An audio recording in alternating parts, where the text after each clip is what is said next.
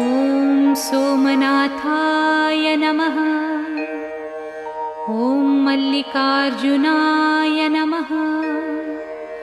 ॐ महाकालेश्वराय नमः। ॐ ओंकारेश्वराय नमः। ॐ वैद्यनाथाय नमः।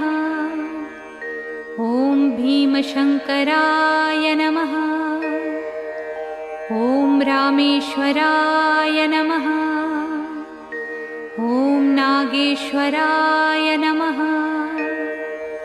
ॐ विश्वेश्वराय नमः।